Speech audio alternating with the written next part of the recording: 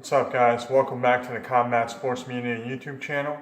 And today we're going to talk about and break down and try to predict the upcoming Omar Figueroa versus John Molina scrap. It's going to go down on Fox Sports 1, February 16th at the Microsoft Theater in Los Angeles. And I believe it will start around 8 p.m. Eastern Time. Now, on to the fight itself. I believe this has the fight of the year written all over it potentially, due to the styles of both fighters. I had the same feeling going in when a few years back when the Mike Alvarado versus Brandon Rios fight was coming up, the first one. I knew beforehand, just like a lot of other people, that it was going to be a memorable, fun, scrap kind of fight. It was going to be a war. We all knew it. And we were all hyped up for it. Not because they were necessarily the elite of the weight class, but because of the type of fight that they were going to provide. Well, I believe I have the same feeling going into this. It's a very nice feeling, but it's not getting the same kind of love and promotion that the first Brandon Rios and Mike Alvarado fight was getting. So I just want to put that out there. I believe this fight's getting overlooked, and he has fight of the year potential all over it, written all over it. Now, Omar, as you guys know, he hasn't been fighting too often lately, but the guy is a hell of a fighter. He's a very strong fighter, very aerobically fit, throws punches and bunches, and has a very extremely high work rate. He's definitely, I would consider to be a volume puncher, but at the same time, unlike most volume punchers, he actually does have good power as well, which is a deadly combination. A guy that is a true volume puncher that also has power. That's deadly right there. You know, a lot of times when fighters choose to be volume punchers, it's because they want to compensate for their lack of power. That's not the case with Omar. Now, he is also the former WBC lightweight champion. He eventually wasn't able to make the weight after a few title defenses. And he hasn't, been fighting as often since his early days, since leaving the lightweight division. He's fought as high as the welterweight division. In his last fight, he blew out Robert Guerrero in like 3-4 rounds. I believe it was 3 rounds. And, Guerrero announced his retirement after that fight, but unfortunately, in my opinion, has since come back.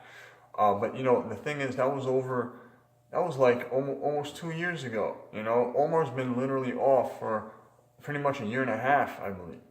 And will it play a factor?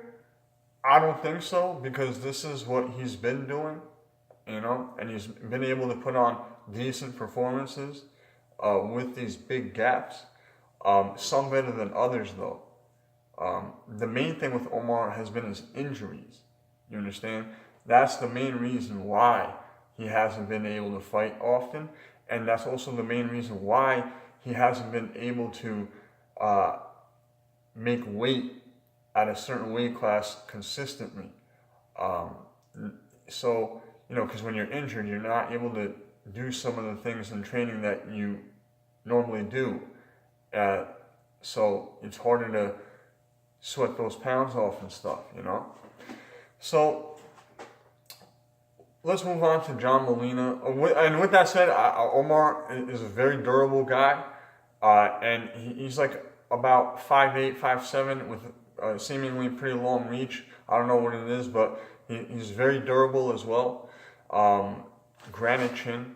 But, let's move on to John Molina. Speaking of granite chins, it's not granite because he's been clipped and stopped early, and he's also been stopped late on accumulation against Terence Crawford. But normally, he's very durable. He's also been stopped by Lucas Matisse, let's not forget.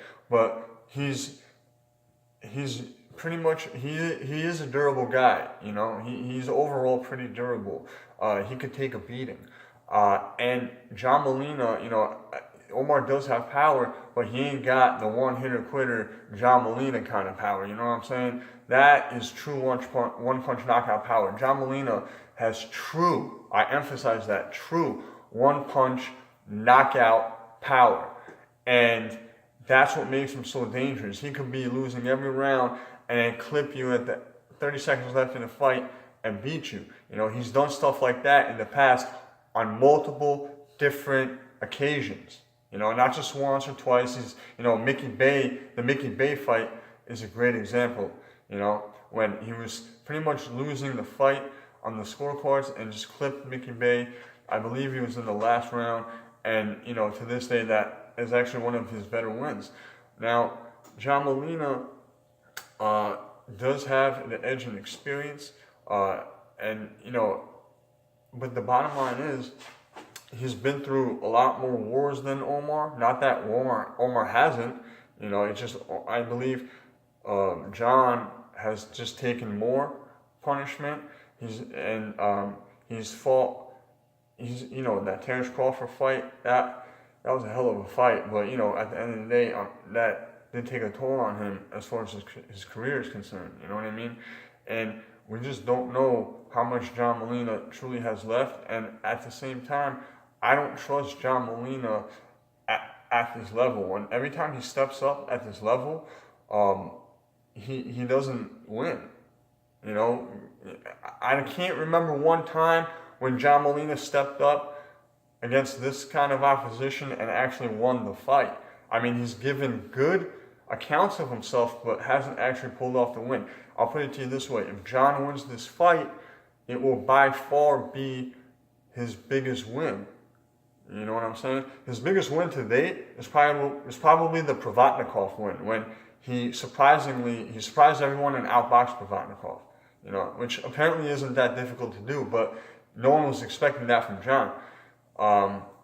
But he did it. If he's able to pull this off, it's going to be even way bigger than that. Because Omar is on, you can't even compare Provatnikov to Omar Figueroa, you know. Now, with that said, I'm definitely picking Omar. Probably, it's going to be a fucking war, I'm sure, for as long as it lasts.